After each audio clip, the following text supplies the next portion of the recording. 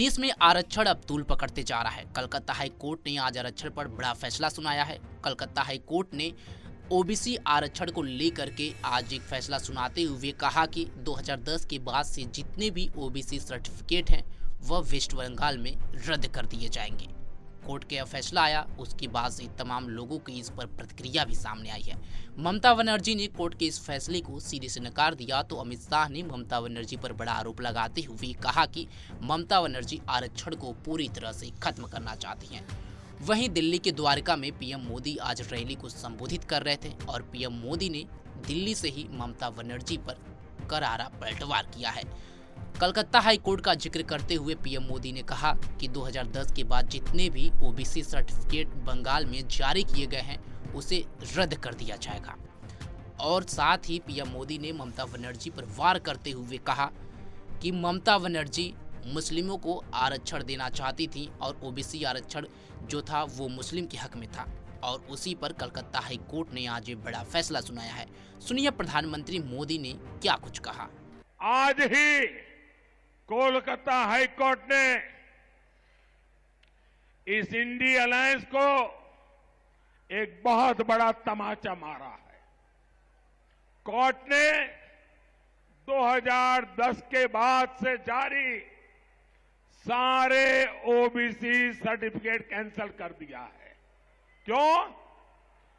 ये इसलिए किया गया क्योंकि पश्चिम बंगाल की सरकार ने मुसलमानों का वोट बैंक के लिए अनाप शनाप मुसलमानों को ओबीसी बनाने के सर्टिफिकेट दे दिए थे।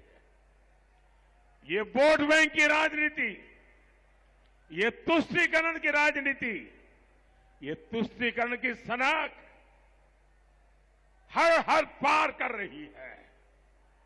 आज कोर्ट ने तमाचा मारा है।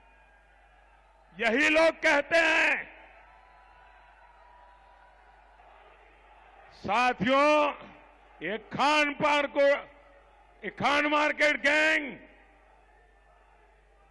ये पापी की भागीदार है। यही लोग कहते हैं कि देश के संसाधनों पर पहला हक मुसलमानों का है। ये लोग लगातार सरकारी जमीनें वक्फ बोर्ड को दे रहे हैं, बदले में वोट मांग रहे हैं। ये लोग देश के बजट का 15% माइनॉरिटी के लिए रिजर्व करना चाहते हैं। ये लोग बैंकों से मिलने वाले लोन वो भी धर्म के आधार पर देना चाहते हैं। ये धर्म के आधार पर सरकारी टेंडर देना चाहते हैं। ये धर्म के आधार पर स्पोर्ट्स में खिलाड़ियों की एंट्री करवाना चाहते हैं। ये वोट बैंक पॉलिटिक्स की पराकाष्ठा है। अपने वोट बैंक को खुश करने के लिए ये लोग सीएए का विरोध कर रहे हैं। अपने इसी वोट बैंक को खुश करने के लिए इन्होंने देश भर में घुसपैठियों को बसा दिया है। यही लोग हैं जो दिल्ली के बाटला हाउस एनकाउंटर पर आंसू बहाते हैं।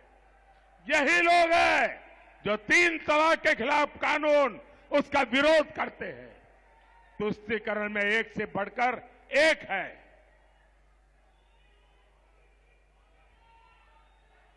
और इसी के लिए इन्होंने एक साथ आकर इंडी गठबंधन बनाया है। और साथियों, अब ये खान मार्केट गैंग के पास एक ही रास्ता बचा है। मोदी जितनी बार मुसलमान शब्द बोले उसको कह देना सांप्रदायिकता का भाषण कर रहा है। साथियों, मैं जब इनकी घोर सांप्रदायिक हरकतों को